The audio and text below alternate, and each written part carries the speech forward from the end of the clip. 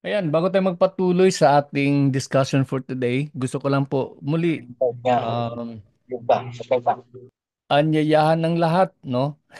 Although medyo, alam ko naman, medyo mahirapan kayo mag-comply dito, but there is this invitation para sa Department of Tourism na kung saan ay nagbibigay sila ng paanyaya. Pakimute po. Paanyaya po para sa mga aplikante para sa Japan. Ito po yung sa Japan, this is going to be a government-sponsored na expo at may tumawag sa atin nung isang araw at humingi ng mga applicants. No, sabi po nila, kailangan po nila ng apat na applicants na mayroon pong qualifications na sumusunod. Number one, kailangan po LMT. Number two, mayroon pong in situ ng TESDA. Number three, mayroon siyang updated na passport. Ayan. Siyempre, tulad inaasahan natin, katulad na nabanggit ko natin sa social media, ang ang biyahe na ito ay aabot po ng 6 months kasi ang gagawin po sa Japan, ipopromote po yung hilot. At pagdating sa ano yun po, lahat po ng gastusin from the airfare, round trip po yun, accommodation, food, and even I think may allowance pa yan for 3 months na ibibigay. At ang nabanggit din po sa atin, kapag kayo ay nabigyan naman po ng mga tip, no, na isang lapad, halimbawa, inyo po yan, hindi po gagalawin po yan ng gobyerno. Ngayon, kaya, ayun, sorry na lang po para sa mga iba na alam ko interested, pero wala po may kulang po sa mga requirements. Anyways, meron din po isang announcement. I don't know if you've also noticed, para doon sa mga, kung may mga kakilala kayo na somewhere sa may Bohol, no? Paki-check nyo po yung announcement na ginawa ko doon. Meron pong isang Koreano na magtatayo po ng spa sa Bohol.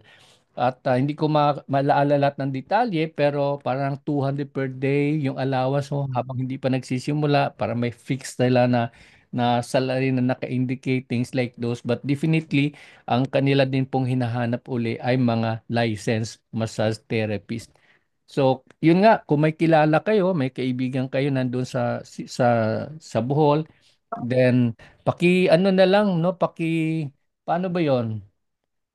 PM nyo ako and then I'll forward the ano na contact number po ng Koreano para kayo po mag-uusap. Ayun. Kaya antabayanan nyo po. Alam nyo naman dito sa atin, ang dami-dami mga tumatawag. At minsan may well of course, sinasala din natin kasi minsan may mga offer na too good to be true. Ayan. Pag sinabing too good to be true, medyo minsan nakakahinala yung mga iba't ibang mga offer kasi there was one time, ito madalian lang, mabilisan lang. Meron akong na-receive na tawag coming from Poland at naghanap ng therapist at ang sabi is parang per massage yata 100,000 pesos. Parang ganun, no? Parang ganun yung offer. Kaya lang, may napansin lang ako may ano bang tawag nila diyan? May thin line, may fine print. Yan, yung mga sinasabi ng abogado. May fine print na para ma-consummate o para ano daw yung massage na yun ay maging ah, ma, ma, ma, ma- ano yun makumpleto yun. Meron siyang nakalagay doon na qualifier na after the massage kailangan samahan mo yung client, o di parang escort na yun. Di ba? Kaya yun yung sinasabi natin na sometimes things are too good to be true. Nakakatakot yun. I-escorta mo pagkatapos masahin, sasamahan mo siya kung saan siya pupunta. Eh di kung pumunta siya kung saan saang sulok, ay di papaano na lang? Papaano lang yung peg? Di ba? Ayan. So kailangan maging wais din tayo paminsan-minsan.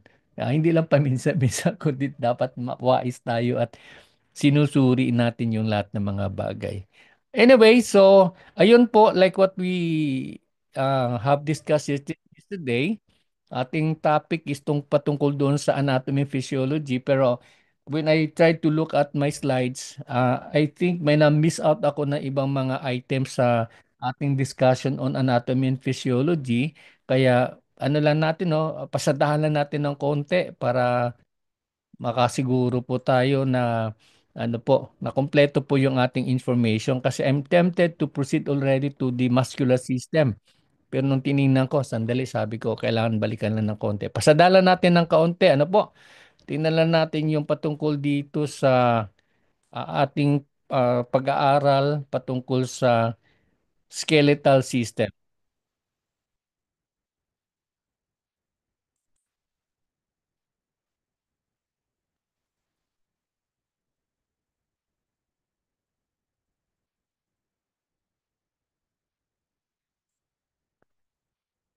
There you are.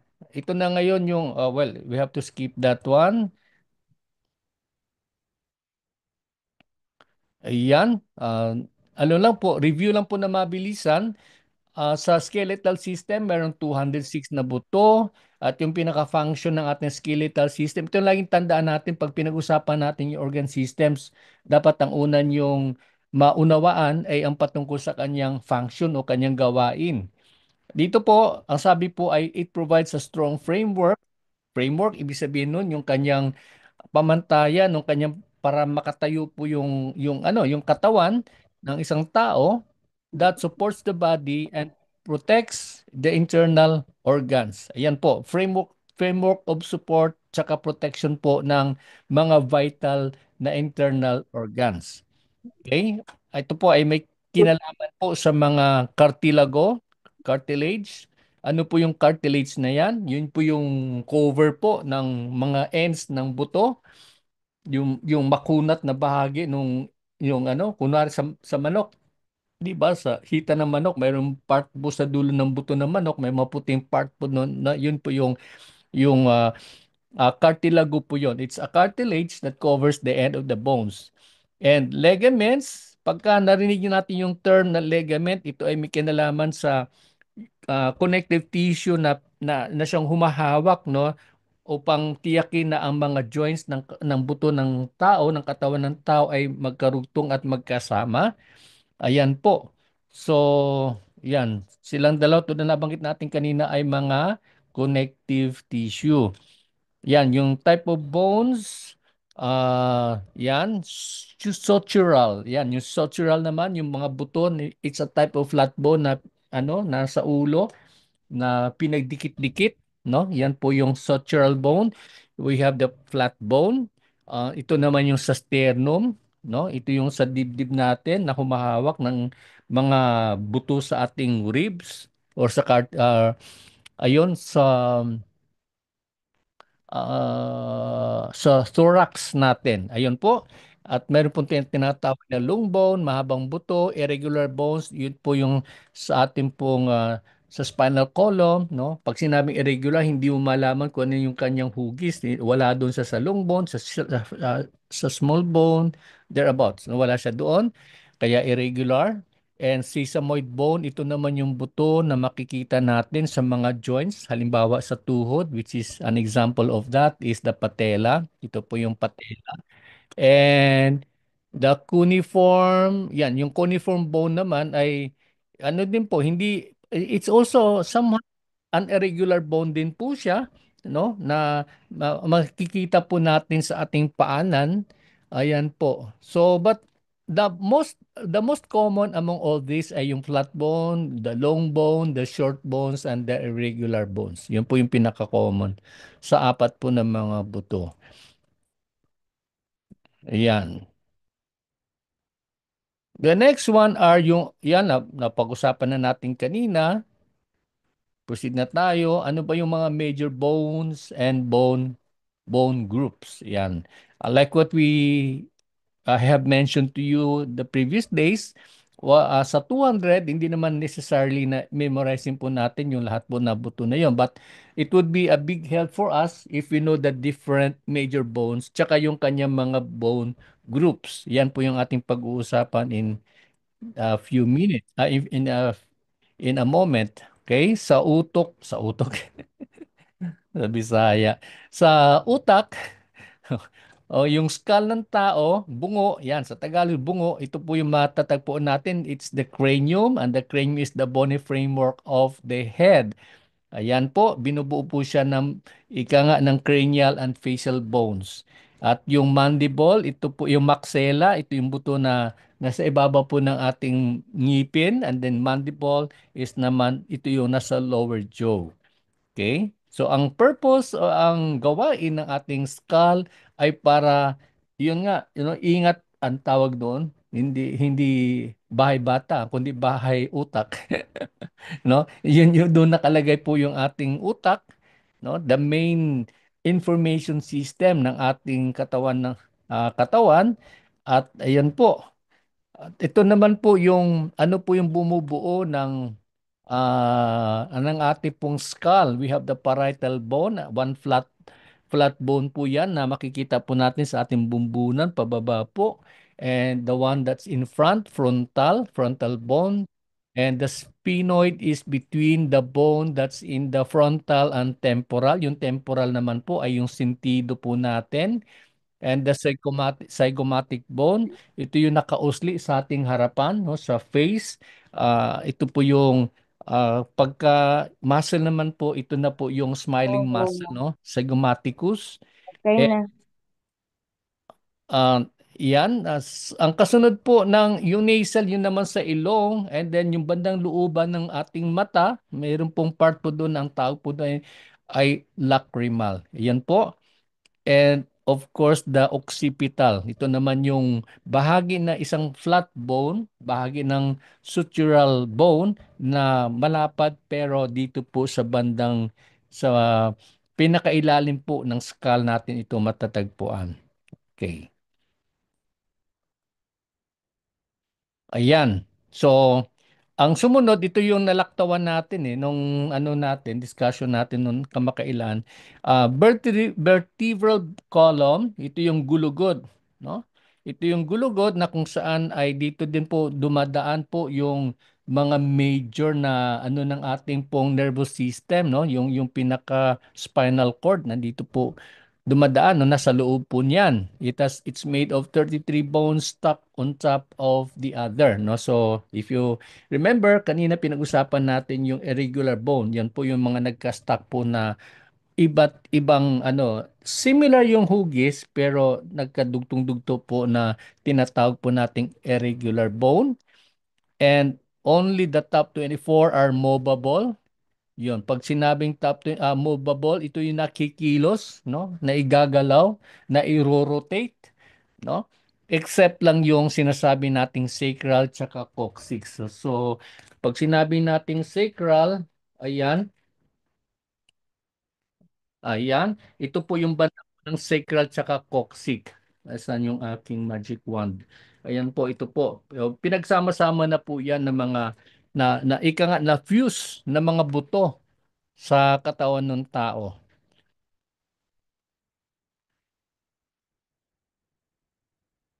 The next one we can see here, ito yung no, ito yung continuation po ito ng ating pong pinag-usapan kanina na patungkol sa spinal curves.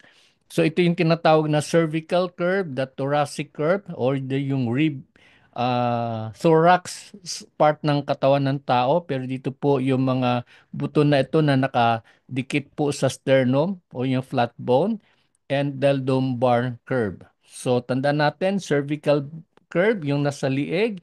And then the thoracic curve, ito yung sa bandang sa bandang dibdib, no? Ba't tayo humarap si Kuya? Ayan. Nahihiya siya eh. Ayan. So, ayan po, ito po yung sa neck natin, that cervical curve na sinasabi, and then ito naman yung thoracic curve, and then the sacral or the lumbar curve, no? Na kung saan ay ang dulo po noon ay ang yung ating pong naka-fuse na mga buto sa bandang dulo sa ating puwitan. Okay. Ano po yung limang regions po ng spinal column? Ito po yung pinaka detalye po ng spinal column. Ulitin na po natin. You have the cervical. Ito po yung naunang mga buto sa ating liig. And yung mga buto sa ating pong thorax, no? Thoracic bone. Ito pong bahagi na ito. At kalimitan ang lahat po nandito ay nakarugtong po sa ating pong sternum. Yung gitna po na flat bone po dito. And of course, the lumbar, ito yung sa bandang ano natin, no, sa bewang po natin, and yung sacral and the coccyx, ito naman po yung mga buto. Naka-fuse actually po yan. Pag sinabing naka-fuse, dugtong-dugtong na po siya, no? Hindi na po naka-ano na po, naka-fix na po yan. Unlike nung bata pa tayo ay nakahiwalay, pero yun po habang tumatanda, naka-fix yung sacral bone at yung pinakadulo which is the coccyx. Yan. Okay, so these are the things that you have to remember when it comes to the different regions of the spinal column. Okay, yung cervical, 7 na magkaiwalay na buto, yung thoracic, 12 po yan, no, na irregular bones, the lumbar, ayan po yung L5 na sinabi natin kanina, ito yung lumbar, and the sacrum and the coccyx, yung pinaka dulo.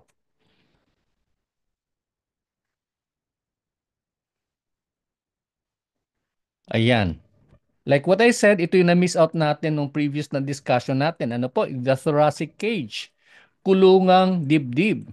Ayan. No? Kulungang dibdib. Ano pong ibinabahay po ng ating pong kulungang dibdib o ng thoracic cage? So dito natin makikita yung puso. And by the way, let me ask you, although nasa part dito ng circulatory system, since ang pinag-usapan dito ay yung yung pinoproteksyonan sa loob, I would like to just find out from you, except kay sino ba yon? Kay Christian May, no? At yung ibang dati nating students. Sa inyo na ano po, sa iba sa inyo, may ganon. Nasaan nyo matatagpuan? Oh, by the way, the first question is, how big is your heart? Ayan, tingnan ko nga. Gaano kalaki yung inyong puso? Kasing laki po ata ng kamao, sir. Sino yung sumagot? Fatima po. Ayan, hindi ko na makita eh. Sino yung sumagot na yon? Kasi laki ng ano? Kamao po. Kamao? Opo. Daryl, ikaw Depende ba po sa yan? tao, sir. Sir Hindi, sir. Fatima po. Hindi ko, anyway, marami na kasi kayo, hindi ko na madali makita. Yeah, that's correct, no? Ang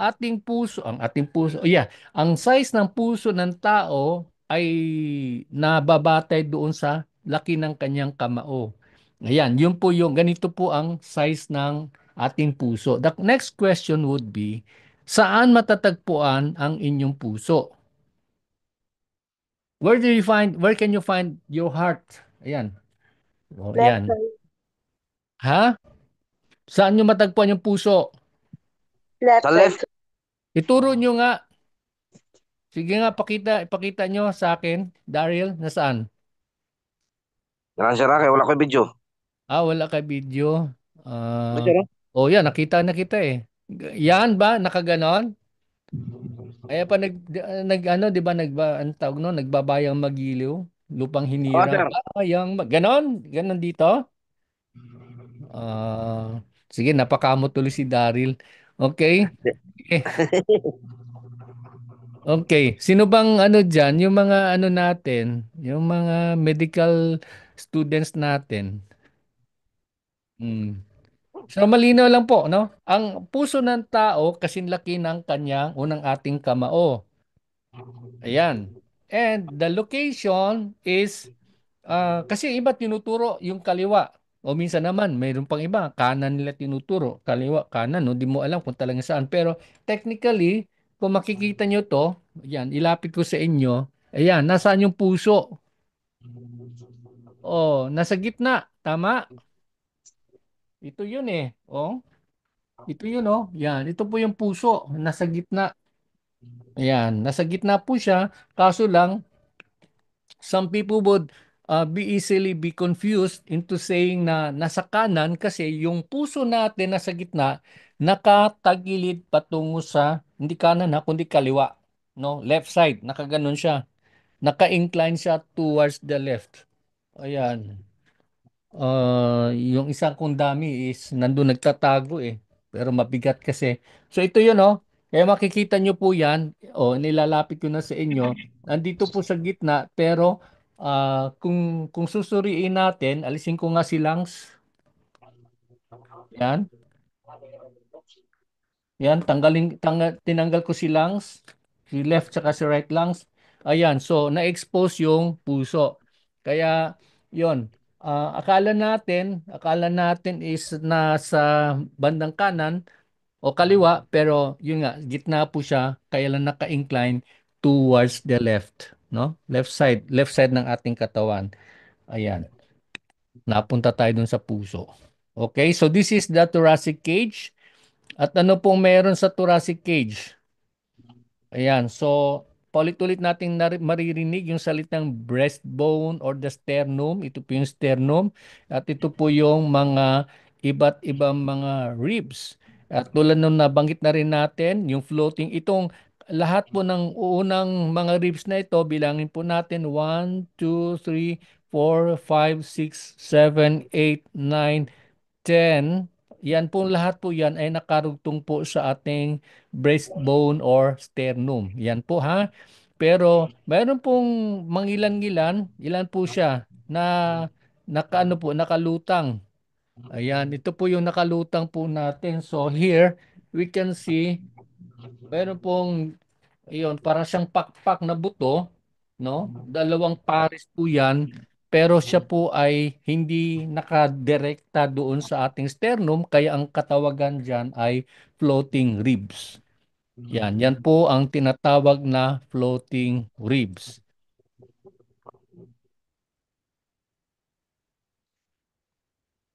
Ayan. So wag nating kalimutan ha, itong sternum, itong gitnang buto sa dibdib, and ayun po, na kung saan ang 10 pairs ng ating rib cage ay nakarugtong. Ito yung connective tissue na nagdudugtong ng mga buto. Ito yung nandito, no?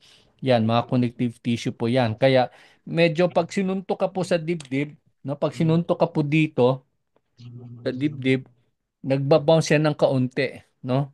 It doesn't easily break. Why? Kasi may ang connection po niya ng mga buto ay sa kalagitnaan po niyan ay yung tinatawag natin na connective tissue. Ayan. So, at least na-discuss natin ano kasi like what I said, nalaktawan kasi natin nung kamakailan yung rape case, no. We went through on with other discussions. Yan, balikan na lang po natin no para diretso po tayo. Yung sumunod na topic po natin ay patungkol sa where's that? Pectoral girdle. Yan, napag-usapan na natin pero pasadahan lang po natin uli. Yung pectoral girdle. Yan. Ito yung pectoral girdle. Uh, you have the scapula, the clavicle ito, yung collarbone. Ito po yung ating scapula and of course the humerus, no? Yan. Ito yung humerus ay pinakamahabang long bone. Yeah. Pinakamahabang long bone sa ating pong upper extremity. Ayan. Ang sa lower extremity, mamaya makikita natin, anyway, pasadahan na lang natin yung mamaya yung pinakamahabang buto sa ating pong lower extremity, but this is the clavicle or the balagat in Tagalog or the collarbone. Yan po. So, clavicle, scapula, and yung ating pong long bone which is the humerus. Yan po yung bahagi po ng ating pectoral girdle.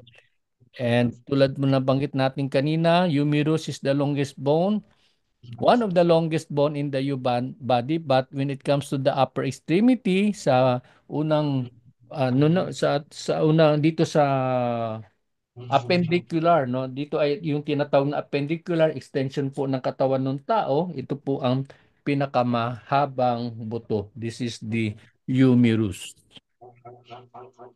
Ayan po. Yan, tulad na banggit natin, sa ating forearm naman, may dalawang uri ng buto. No? We have the two bones here. At tulad na nabanggit natin, ang buto na malapit po o nakahilera po sa ating hinlalaki, ito po yung tinatawag na radial bone or radius. Oh, ito po yung tinatawag na yun. Yung pong, tandaan lang po natin na pagka radial bone na nakahilera po sa ating hinlalaki, ito yung mas malaking buto. Okay? And the partner that is smaller in size, ito yung tinatawag natin na ulna. Yan po. At yung ulna na yan, ang hilera po niya ay yung pong pinakamaliit na buto, pinakamaliit na finger ng ating pong palad ng ating kamay. Yan lang po yung ating ah, tingnan o dapat tandaan sa bahaging ito ng ating upper extremity. Ayan po, yung extension po niyan. At tulad na banggit na po natin, ito yung carpals, no? Ito yung mga small bones natin dito, no? Sa pagitan po ng ating metacarpals. Ayan, sa ating mga daliri, ang dulo po ito po yung carpals. I'm sorry, ito po yung carpals na yon, no? Kalimitan ito yung nagkakaroon po ng sakit ang ating mga office workers, no? Na 8 hours na nag-i-encode. Ito po ay yung tinatawag na carpal tunnel syndrome or CTS. Dito po yung sakit po niya, no? Nag-radiate po yung pain na nandito. And then, ito na po yung ating metacarpals and then the rest, ang katawagan ay phalanges. Yun lang po yung ating tandaan when it comes to the hand. Ang bigkis sa puwitan o perfect girdle, yan na pag-usapan na rin natin. The perfect girdle or a perfect girdle is a bony pelvis uh, na ang kanyang hugis ay bony ring. Lahat naman niya mga bones, lahat naman ay ano, pero ito po ay paikot po siya, no? Para siyang singsing. Formed by the left and the right hip bones and the sacrum. Ito po yung sacrum na sa kalagitnaan na tulad na pag-usapan na natin. It surrounds the pelvic cavity with sockets where the upper leg bones of the femur are attached. Later we will find out kung ano po ang yung nakaatas na yan, no, which is the femur. Later you find out. Now we will find out. Ito na po yung pinaka-longest bone ng femur na yan. Nanlilito eh. Okay, so ilium, the pubic bone, ito yung buto na yan na parugtong dun sa ating, kung nasaan yung ating pubic hair, this is the ischium, ischium, I'm sorry. Ito yung hollow part ng ating buto na kung saan ay dito po, magtatagpo yung ating pong long bone, no? Dito po sa sa bahaging ito po ng ating pong pelvic girdle. Ayan. Okay, now proceed po tayo sa lower extremity. This is the femur. Yan. The longest bone in the human anatomy or human body. And then we have here the patella, no? Na yan po yung sa ating pong knee bone na tinatawag minsan. Ito naman po, yan. Nabanggit na po natin na kapag sa bandang lower leg naman po, dalawa din pong uri ng mga buto.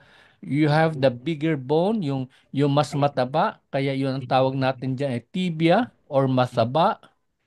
And the one here, yung maliit na, ito kasing shin bone yun eh, itong tibia na yan, yung bandang likuran na naka-support na buto, ito yung tinatawag natin na fibula or fayat.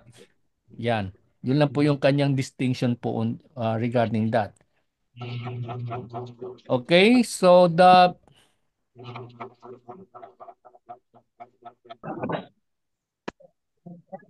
Yes. ayan.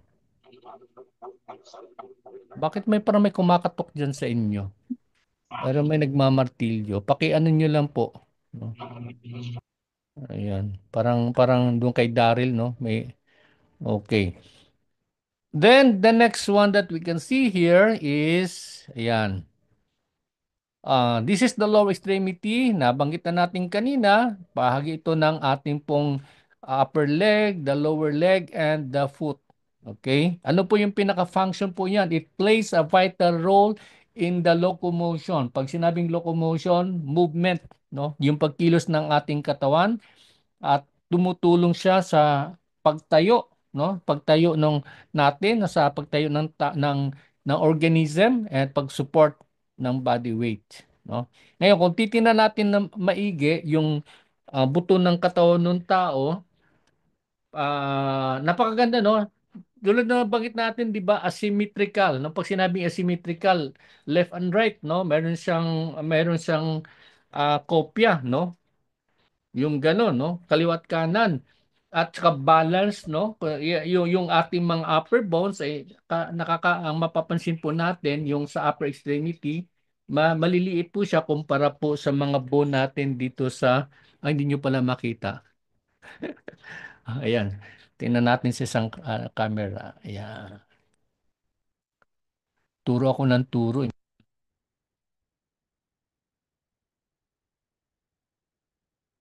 Kita nyo na ba? Up and out. Ayan, tama. Ayan. Hindi ko na maangat. Ang bigat kasi ni Bonnie. Tinali ko sa taas. Sabi ko, nakakatakot na ibaba. Baka bumagsak yung bigat niya kasi. Anyways, so yun po. Support of the body weight. Yun po yung kanyang pinaka-function. Ulitin natin. Ang function po ng lower extremity is para siya ay to play a vital role sa locomotion, movement ng katawan ng tao, and then provide, start standing and supporting the body weight. No? So sa pagtayo, yan po yung pinaka-ano niya. Sa pagkilos, sa pagtakbo, sa pagsipa, mga ganun. Yan po yung mga major niyang gawain. Yan, ang panghuli naman, when it comes to the bones, ay makikita natin yung tarsals. Ito yung tarsals. Kung sa kamay ay mayroon tayong carpals na mga buto na dito, mga small bones na nandito. At sa tarsals naman, o sa paa naman, ito yung tinatawag nating tarsals. And yung bandang ibabaw ng kaunti, ito yung talus, no? Ito yung talus, and then yung baba sa may ano yung sinabi nyo nung minsan, yung bukong-bukong ba yan, yung calcaneus. Nandito po, andin yung hanggang sa metatarsals, yung karugtong ng tarsals, Sakong po and yun. Sakong. ano yun, Ems? Sakong po yun, di po yung buko. Sakong, hindi bukong-bukong. Yung bukong-bukong saan ba yun? Saan ba yung bukong-bukong? Yan, pumasok siya si Yung Rebecca. kaliwa, yung pong maliit na bukol dito sa tagiliran po sa may likod. Malapit po sa sakong. Malapit sa sakong, bukong-bukong. Ito, dito ba yon? Hindi eh. Sa kabila, sir. Bila. Sa kabilang part po yan, sir. Di po ba yan, sir, yung tinuturo niyo po? Yung sa kabilang part, sa kabilang side po yan. Dito? Tarsals to eh. Hindi, sir. Hindi po yan, sir. Sir, di po ba, yung tinuro niyo pong una dito sa may talus po, yung sa kabila po nung Yung side, sa kabila bukong. Yung bahagi ng ano, no? Bahagi ng Achilles tendon. Yan, dito banda sa talus. kabila. Achilles tendon. Anyway, sige. Yan. Bahagi po ng talus, sir, sa kabila side. Okay. Sige, noted. Okay, anyway, sa exam nyo is wala naman Tagalog doon sa exam natin. Pero yun po, ito lang po yung composition po niyan. Tandaan lang po natin, ano po, tarsals ulit, metatarsals, ito yung karugtong niya, and then yung pinakadulo, yung mga daliri po, ay daliri ng paa, yung phalanges. And sa ibabaw ng ating tarsals is yung talus, and then the calcaneus. Ayan po. Yan na po yung mga tandaan po natin ha. You don't have to really go into deep kasi mandami po yan eh. Sa totoo lang, madami po. Kaya lang, sabi ng DOS, huwag na natin pahirapan yung mga estudyante natin. No? Importante lang at least meron silang ika nga working knowledge on ano yung composition ng mga buto. Major groups lang naman, no? Yun natin pong tinitingnan. So ang panghuli, mabilisan lang po uli, ay tingnan naman po natin yung lower extremity. Uy, tapos na tayo na ito ah. Bakit bumalik siya? Tapos na tayo na ito. No?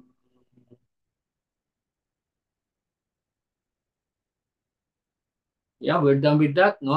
So yun na po yung nating naulit lang po. Siguro I have to remove this. Yeah. Kunti lang naman siya. Maliit lang naman po yan.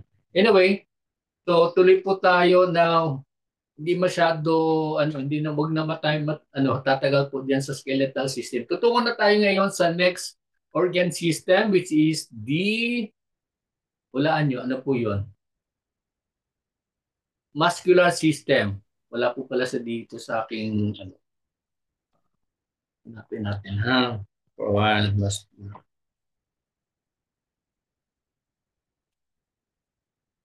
Ayan. Muscular system. Ano po yung muscular system? Sige po. Simply, pag sinabi natin, huwag na tayo dyan. Mahaba yan eh. Ayan. So the muscular system is like the engine torque. Ano po yung engine torque? Ito po yung ano, ito yung kumbaga sa sasakyan, ito yung hatak, no? Ito yung hatak. And the body cannot move freely if it is not healthy. Yeah. So, ibig sabihin noon, parang ganoon din sa makina ng sasakyan, pag hindi healthy yung sasakyan, no? Hindi po siya makakakilos ng maayos. Dali, alagpasan na natin to kasi ano na to eh. Eh, ba't na siya nandun? Yan. Okay?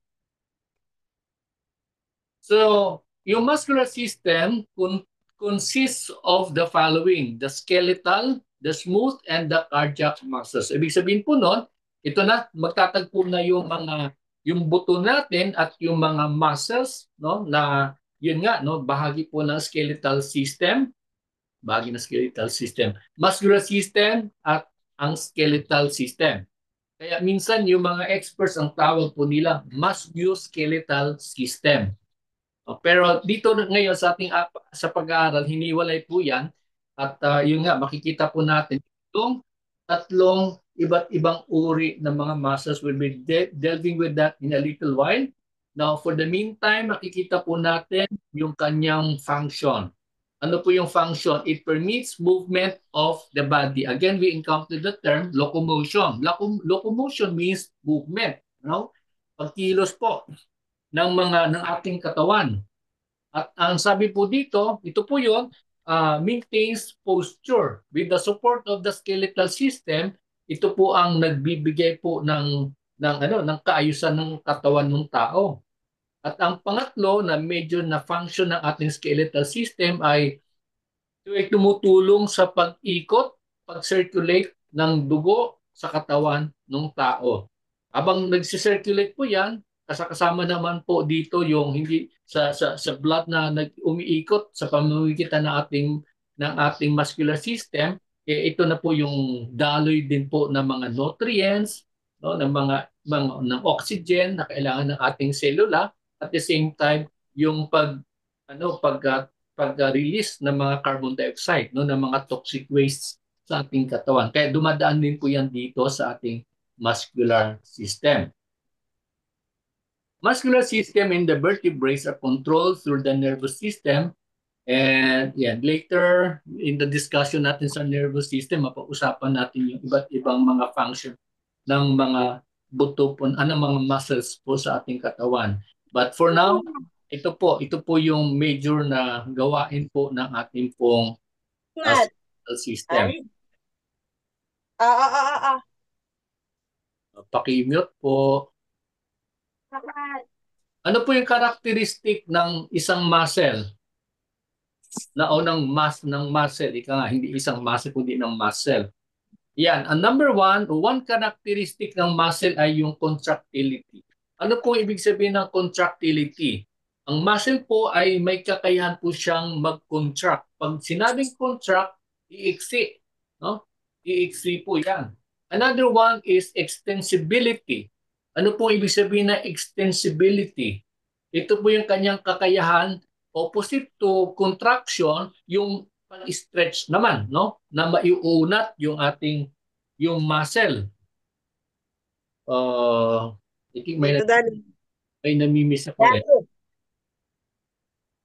Ems, pakimute mo muna yung iyong ano ha. Kasi nasasagap namin yung ingay. And yung pangatlo ay yung characteristic ng ating muscular system o ng muscle ay yung tinatawag na elasticity. Pag sinabing elasticity, yung ability niya to bounce back. Babalik po siya sa dati niyang ayos. No? So, pag parang goma, hinila mo, babalik, yan, babalik siya sa dati niyang ayos. Yun po yung elasticity. Ang panghuli ay yung tinatawag po natin na excitability. Yun. Yun yung excited, yung mga ganun, no? So nagre-react po siya. Yun yung ability to react, no? Pagka pinitik mo yan, di ba? Yung lalo sa tuhod, pag ginerk mo ng ganun, gumaganon, nagpa-pound siya. Yun, excitability po. Yan po yung halimbawa po ng characteristic ng muscle. Ulitin natin, contractility, ability to shorten, extensibility, ability to be stretched. Yung elasticity naman, pagka pinitik mo, bumabalik siya sa dati niyang ayos. At yung pang-apat, yung excitability. No, ibig sabihin nun, pagka may meron pong trigger, gumaano po siya, nagre-react po yan. Ayan po. Ayan. So, nabanggit na natin, the skeletal muscles are attached to the bones. So, nakakonekta po yan. Otherwise, pag hindi po nakakonect si muscle kay skeletal system, walang movement na mangyayari, no? Walang movement, no? Kaya mahalaga na in good shape yung dalawa. In good shape yung ating muscles, in good shape din po yung ating pong buto para makakilos po ng maayos yung katawan. And now, kung ang ating bones, doon nabanggit natin kanina, ay 206, ang muscles naman, dito lang tandaan yung figure, 640. No? Yan po yung bumubuo ng ating, yun yung pong average na dami ng ating pong mga muscles. At sa overall na organisms, 40%. No? 40% ng bigat ng tao ay composed of the muscles. Ayan po.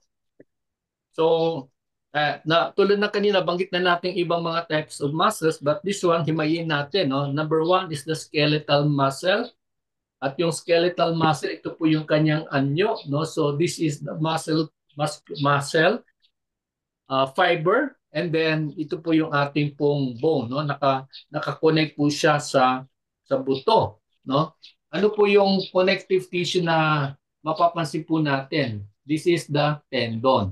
So mula dun sa muscle towards the bone at ang connective tissue na nandito po ay ito yung tinatawag natin na tendon. Ayan. Huwag nating himayin masyado yung madami siyang mga ano na dito na mga terms, pero for now, suffice to say na ang ating muscle ay nakakonect sa ating buto at ang connection ng dalawa is through a tendon, which is this is a type of connective tissue na siyang kumukonekta mula sa buto ng tao at yung sa muscle. Ang sumunod naman ay smooth muscle. I think wala siyang image, no? So smooth muscle, by the way, yung skeletal muscle pala, ma-encounter yung term na voluntary. Pag sinabi natin voluntary, what does that mean? Pag sinabing voluntary, ito ay mayroon pong mando, no? Mayroong instruction coming from the nervous system. Ibig sabihin nun, hindi siya matic, no? Hindi siya automatic na kumikilos. However, yan later in the next type of muscle that we'll be discussing about, ito po yung smooth muscle. The smooth muscle is a type of a muscle that is involuntary. Ano ibig sabihin ng involuntary? It means it moves by itself without our conscious effort, no? Kumikilos na siyang mag-isa. Yeah. So smooth muscles are hollow organs na matagpuan natin katulad sa ating tiyan, sa mga intestine, the small and the large intestine, and the blood vessels. Yan po. So, yan po technically, diyan po dumadaan yung mga elements, no? Diyan po dumadaan yung mga nutrients. Kaya nga, sabi nga natin, involuntary because the moment kunwari sa pagkain, no? Habang kumakain po tayo from our mouth going downwards to the stomach, okay? Kumikilos po siya, hindi po natin namamalayan. Lahat ng kinakain po natin, kumikilos po pababa hanggang sa, yun nga, lalabas sa ating puwitan. Pero except lang pag lumabas sa puwitan, alam na po natin po yun. Ano po, kasi kakatakot naman nun kung, di ba, continuous ang tinatawag nun, yung mga sa elderly, no, bisak pusa na lang lumalabas. But here, ang smooth muscle, between the mouth and going downward, no, ang kanyang pagkilos, dumadaan po siya sa smooth muscle na mayroon po siyang sarili pong ano po, mayroon po siyang ah, operating system sa pamamagitan ng nervous system natin na kusa siyang kumikilos. Ayan po. Okay? So tandaan po natin, hollow organ, pabilog po yan. Yun po ay tubular, parang tubo na kung saan ay dumadaloy po yung mga ibang bahagi ng ating pong mga kinakain. The next one is the cardiac muscle. Question, which one does the cardiac muscle belong? Voluntary or involuntary? The answer is, it is an organ that is involuntary. Bakit involuntary? Kasi po kumikilos lang siyang pusa without our knowing it. And the moment we were born until we die, tuloy-tuloy lang siyang kumikilos. Nagtatrabaho na siyang mag-isa. Ayan po. Kaya yun po yung tandaan lang po natin, skeletal muscle, nakakonect siya sa buto, ang connection ng muscle tsaka ng buto. Smooth muscle these are hollow organs na limbawa yung sa ating tiyan, sa mga intestines, and then cardiac muscle is a type of a muscle that can only be found dito po sa ating pong puso. No? Yan, sa puso ng tao, ito po yung puso. No? So ito ay gawa po yan ng mga cardiac muscles. Yan. Question, voluntary, involuntary. This type of a muscle here is involuntary. When we say involuntary, it means gumagalaw siya, kumikilos siya ng kusa without our conscious effort. Okay? Going deeper into the discussion ng cardiac muscles, yung ating pong puso ay another term for that is myocardium, makes up of a thick middle layer of the heart. Yan po. At yung outer layers ay ang tawag po dyan epicardium. Parang later on when we talk about ang tawag po nan yung ating pong integumentary system, pag sinabi nating endodermis, baba po yan, no? So, yung epicardium naman ay bandang looban po na bahagi po. Yung outer layer pala is the epicardium, and the inner layer ng ating pong muscle ay yung tinatawag po natin na endocardium. So yun po yung uri po ng muscle na bumubuo ng ating puso. The main function of the cardiac muscle is to what? To do the processing of the pumping of the blood in the heart. Later in our discussion sa circulatory system, mapag-aralan natin na ang ating dugo mula sa puso, umiikot po yan, no? Mula dito, iikot po to, yung dugo, hindi ito ang iikot, kundi yung dugo, iikot po yan sa buong sistema ng katawan. Ngayon, pagka it already served its purpose, babalik ulit yan sa puso. Ano ba yung purpose niyan? Sabi po dito ay para mag-pump ng blood sa sistema ng katawan, mula sa puso sa buong sistema nung katawan ng tao. Yan po ang pinaka-main function po ng ating cardiac muscles. Ayan. So, pag titingnan naman po natin yung kanyang kaanyuan, ito po yung anyo po ng skeletal muscle. Ano pong tawag po dyan? Fibrous, no? Pahaba po yan. And the smooth muscle, kung mapapansin mo, ito ano lang po to, manipis lang po yan, no, na type of a muscle. And then pagdating naman sa puso, ito naman yung microscopic image ng cardiac muscle. Yan po yung kanyang kaanyuan. So yun po. Skeletal muscle, the smooth muscle, and the cardiac muscle. Skeletal muscle is connected to the bone. The smooth muscle composes the hollow organ sa katawan natin. And the cardiac muscle is a type of a muscle that works and functions sa ating pong mga puso. Ayan po.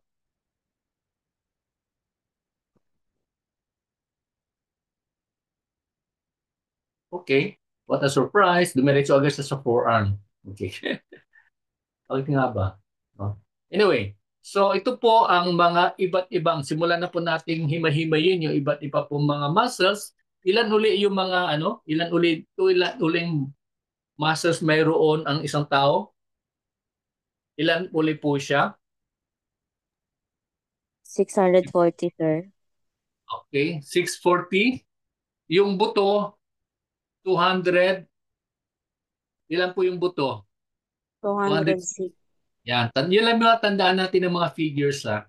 Okay. Again, like what we said, I'm reminding you that we don't have to memorize all the 200 bones and the 400, 600 muscles. So, far from it. No? Pero tingnan lang po natin ano po yung kanya mga major na mga mga areas na pwede natin ma-encounter when we do the massage, no? Habang nagmamasahe po tayo. Now, okay, the first one in the slide that we can see here, ito nauna agad siya sa upper extremity, ito yung sa forearm. Brachioradialis. Okay, pag sinabing brachioradialis, ito yung uri ng muscle na matagpuan natin sa forearm. Okay. Now, superficial forearm muscle in the lateral forearm. Pag sinabing lateral, ano po siya? Sa labas o sa gitna? No? Nakaganon, lateral. Dito, di ba? Medial is sa gitna. Lateral is sa tagiliran. Okay? So, ito po yung nasa lateral part ng forearm. O, baliktad. Baliktad si Kuya. I'm sorry. It's my fault. Okay, dapat dito muna tayo magsimula. Sa upper extremity is the deltoid. It's a ball and socket joint that connects the arm to the trunk. Wala tayong yung ating pong wala, sorry. So, ito yung dito na part, no? Ito yung part dito yung deltoid na sinasabi. Okay? It's a ball and socket joint that connects the arm to the trunk. And yan. Sa biceps naman, it's a large thick muscle located in the ventral part of and lateral side. Lateral side, tagiliran. Ito yun. Tagiliran. Ventral part, okay. Ventral. Dorsal kasi sa bandang likuran yan, no? Dorsal is somewhere sa front po ang dorsal.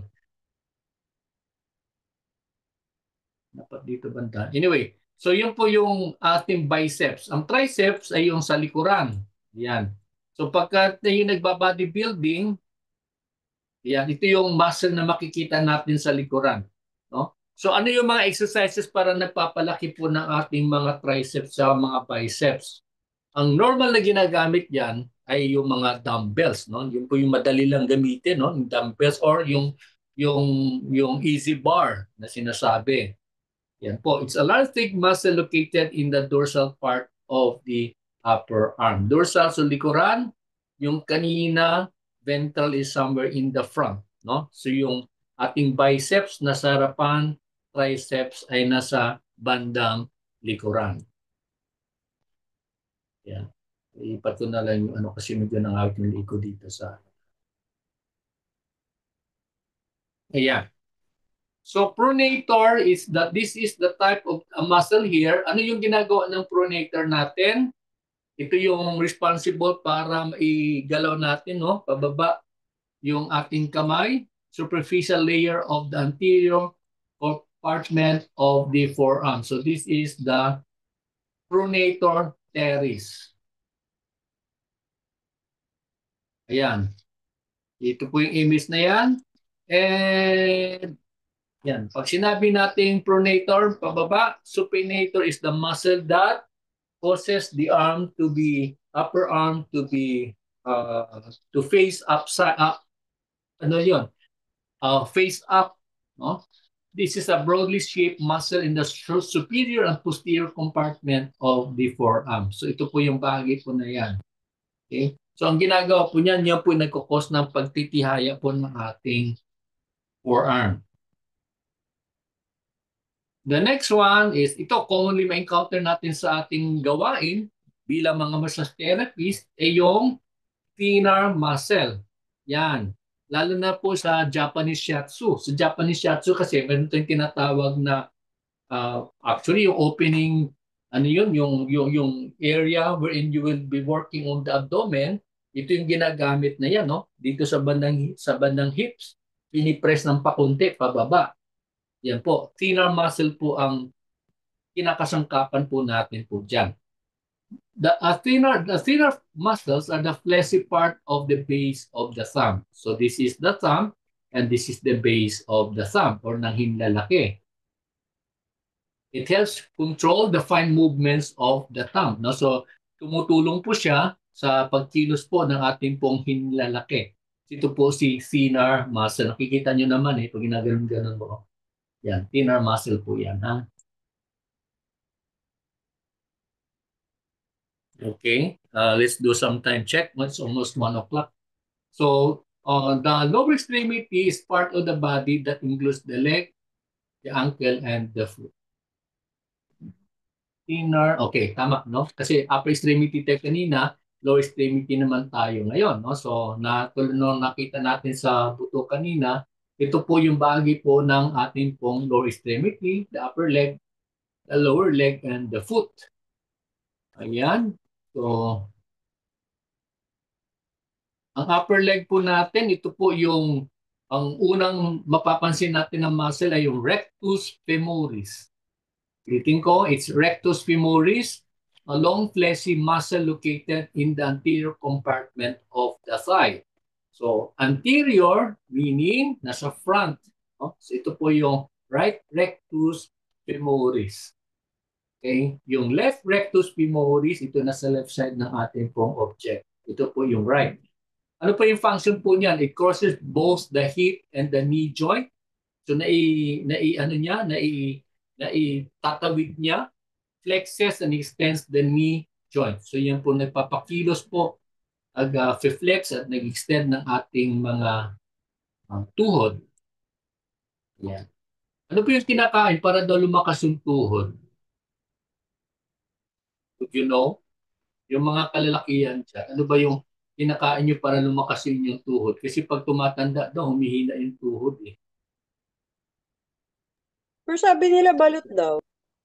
Ha? Di ba yan potassium, yung may mga potassium, sir? Ang lalim naman na sagot nyo. Tinatanong ko lang, ano yung nakakain sa kalye na pag kinain mo, lumalakas yung tuhod? Balot, sir, balot. Saging. Balot. Yun talaga.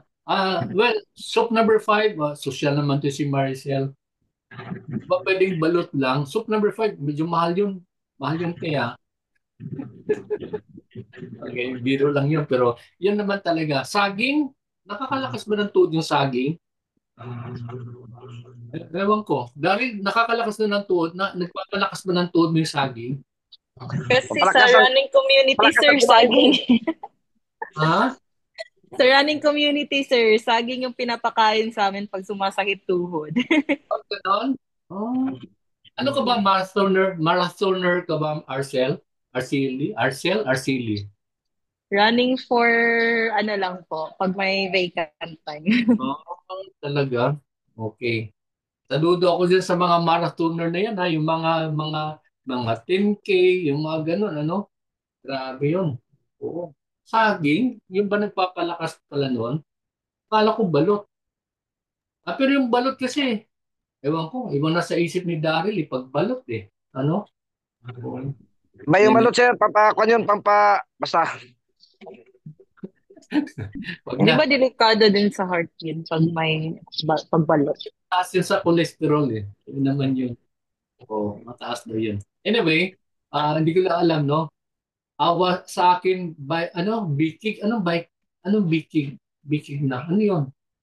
Maricel, para sa kanya daw ang pampalakas ng tuhod, bikig na. Anyway. Sa Okay. cramps. Para iwas cramps. Iwas Bicog. Anyway, sige po. So, do we have any question or clarification? Do you find it too fast? Mabilis ba tayo masyado? Tama lang. Okay lang, no? Kasi hindi naman natin, tulad sinabi ko sa inyo, hindi natin talaga himay-himay lahat as in himay, no?